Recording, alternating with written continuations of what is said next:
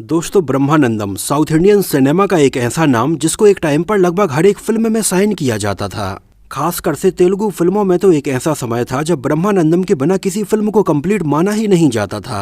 उनके लिए फिल्म में बिल्कुल एक अलग ही किरदार लिखा जाता था, जहां पर उस ट्रैक में हमें ब्रह्मानंदम की बेहतरीन कॉमेडी देखने के लिए मिलती थी। चिरंजीवी हो चाहे बालाकृष्ण हो, जूनियर एनटीआर हो चाहे रामचरण हो, अल्लू अर्जुन हो, प्रभास हो या फिर महेश बाबू हो, इन सब की फिल्मों में ब्रह्मानंदम के बिल्कुल अलग से रोल लिखे जाते थे। लेकिन क्या आपने आज के टाइम पर गौर किया है कि अभी जो फिल्में रिलीज हो रही हैं उनमें ब्रह्मानंदम को साइन क्यों नहीं किया जा रहा है? या आज के टाइम पर वो कुछ गिनी चुनी फिल्मों में हमें नजर भी आ रहे हैं तो उनकी वैसी नेचुरल कॉमेडी हमें देखने के लिए नहीं मिल पा रही है। अभी हाल फिलहाल तो वो बहुत ही कम फिल्मों में हमें नजर आ रहे हैं और कुछ फिल्मों में हमें गेस्ट और कैमियो रोल्स में नजर आ रहे हैं। तो आखिर वो ऐसे कौन से रीजंस हैं जिसकी वजह से अब तेलुगु फिल्म मेकर्स उनको अपनी ज्यादातर फिल्मों में साइन नहीं कर रहे हैं?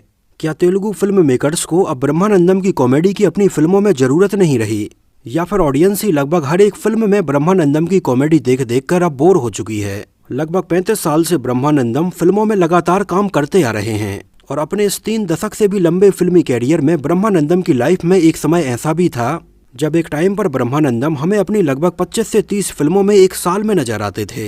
मतलब ऑन एन एवरेज ब्रह्मानंदम हमें हर महीने की लगभग 3 से 4 नई फिल्मों में तो नजर आते ही थे। 1985 में डीडी तेलुगु पर आने वाले धारावाहिक पक्का पकालू से उन्होंने अपने कैरियर की शुरुआत की और पहली बार वो हमें सन 1987 में तेलुगु फिल्म आहा ना पेलांता में नजर आए। और इसके बाद तो ब्रह्मानंदम की ऐसी आंधी आई कि लगभग हर एक तेलुगु फिल्म में वो हमें नजर आने लगे। यहाँ तक कि 2000 और 2010 के बाद की तो कुछ फिल्में ऐसी भी रहीं जिनमें पहले ब्रह्मानंदम को साइन नहीं किया गया, लेकिन बाद में फिल्म के प्रोड्यूसर ने कहा कि इसमें जब तक ब्रह्मानंदम के लिए रोल नहीं लिखा जाएगा ये फिल्म रिलीज नहीं हो पाएगी। मतलब फिल्मों में उनकी कॉमेडी के डोज के बिना वो फिल्म अधूरी सी लगती थी।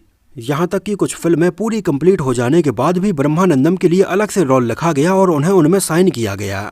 और फिलहाल उनकी एज लगभग 67 ईयर्स हो चुकी है और अपने कैरियर में 1000 से भी ज्यादा फिल्मों में नजर आने की वजह से उनका नाम गिनीज वर्ल्ड रिकॉर्ड्स में दर्ज किया गया है। आर्ट और सिनेमा की फील्ड में अपने इस कंट्रीब्यूशन की वजह से उन्हें पद्मश्री से भी नवाजा गया है। उनकी फिल्मों की लिस्ट इतनी लंबी है कि विकिपीडिया जैसी साइट पर उनकी फिल्मों के नाम एक नहीं 2 पेज में मेंशन किए गए हैं। अपने कैरियर में वैसे तो उन्होंने ज्यादातर तेलुगु फिल्मों में ही काम किया, लेकिन इसके अलावा वो हमें कुछ तमिल, कन्नड़ा और सूर्यवंशम जैसी हिंदी फिल्मों में भी नजर आए और अपनी बेहतरीन कॉमेडी के दम पर उन्होंने लोगों के दिलों पर ऐसी छाप छोड़ी जिसको मिटा पाना आसान नहीं है। बहुत सारी कॉमेडी फिल्मों में काम करने का ये सिलसिला सन 2014, 15 और 16 तक चलता रहा, लेकिन सन 2017, 18 और 19 के बाद तो ब्रह्मानंदम हमें बहुत ही कम फिल्मों में देखने के लिए मिले। जहां 2017 और 18 में तो वो हमें फिर भी कुछ फिल्मों में नजर आए, लेकिन 2019 और 20 में वो हमें कुछ 1 या 2 फिल्मों में नजर आए और कुछ में वो हमें कैमियो अपीयरेंस में नजर आए। एक्चुअली ये वो समय था जब ब्रह्मानंदम की सन 2019 में हार्ट की बाईपास सर्जरी होनी थी। हालांकि उस टाइम पर ब्रह्मानंदम ये नहीं चाहते थे कि उनकी सर्जरी के बारे में ऑडियंस को या ज़्यादा लोगों को पता चले, जिसकी वजह से उस टाइम पर ब्रह्मानंदम ने अपनी ये सर्जरी हैदराबाद में न करवा के मुंबई में करवाई थी। लेकिन फिर भी उनके चाहने वाले और उनके वेल विशर्स इतने ज़्यादा थे कि मुंबई भी उनसे मिलने के लिए पहुंच गए। 2019 में उनकी हार्ट की सर्जरी बहुत अच्छे से हो गई और वो वापस हैदराबाद आ गए और कुछ महीनों का घर पर आराम करने के बाद उन्होंने दोबारा से फिल्मों में काम करने की सोची।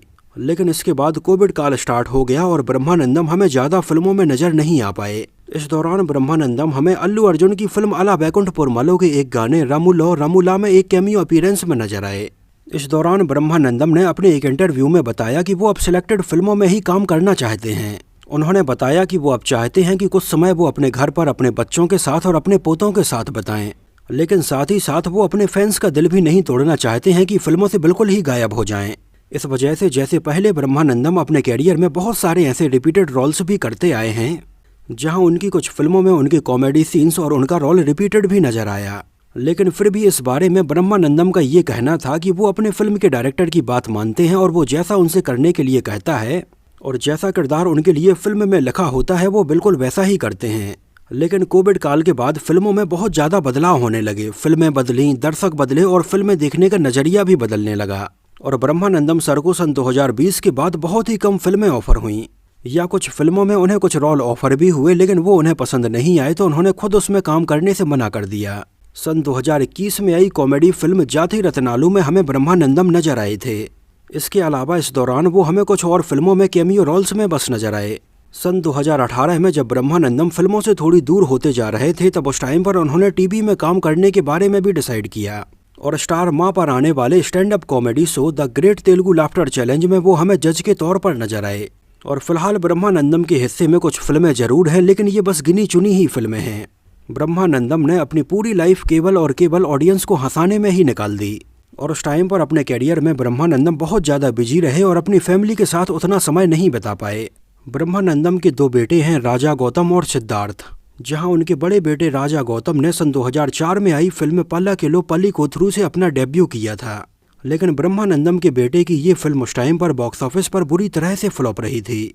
आगे चलकर उनके बेटे एक बार फिर से सन 2018 में आई फिल्म मानू में नजर आए, लेकिन ये भी कुछ खास कमाल नहीं दिखा पाई और इसके बाद से ब्रह्मानंदम के बेटे ने फिल्मों में काम करना लगभग बंद ही कर दिया है। और ब्रह्मानंदम अपने पोते के साथ अब ज़्यादातर घर पर समय बिताते हैं और अपने खाली समय में ब्रह्मानंदम कुछ मूर्तियाँ और अपने घर पर पेंटिंग्स बनाते रहते हैं, जिनमें उनके द्वारा बनाई गई कुछ मूर्तियाँ और पेंटिंग्स वाकई में बहुत ज़्यादा ही काबिले तारीफ हैं। जैसे उनके द्वारा बनाई गई कुछ ये पेंटिंग्स आप देखिए, ये सारी बेहतरीन पेंटिंग्स उन्होंने खुद ही बनाई हैं। हाल ही में ब्रह्मानंदम की फिल्म रंग मारथंडा मार्च 2023 में रिलीज हुई, जहां ब्रह्मानंदम के काम को बहुत ज़्यादा पसंद किया गया, यहां तक कि उनसे मिलने के लिए रामचरण और चिरंजीवी भी पहुंचे, जहां इन दोनों ने ब्रह्मानंदम का सम्मान किया और उनके काम की बहुत ज़्यादा तारीफ की। ब्रह्मानंदम ने अपने कैरियर में ऐसी बहुत सारी फिल्मों में ऐसे कॉमेडी रोल निभाए हैं जिनको शायद ही उनसे बेहतर कोई और एक्टर निभा पाता। यहाँ तक कि तेलुगु ऑडियंस तो ठीक है, लेकिन जब तेलुगु फिल्में हिंदी भाषा में डब होकर रिलीज होने लगीं और यहाँ नॉर्थ इंडिया में जब लोगों ने ये हिंदी डब फिल्में देखी तो ब्रह्मानंदम की कॉमेडी को बहुत ज़्यादा पसंद किया और देखते ही देखते हिंदी रीजन में भी उनकी पॉपुलैरिटी काफ़ी ज़्यादा हो गई।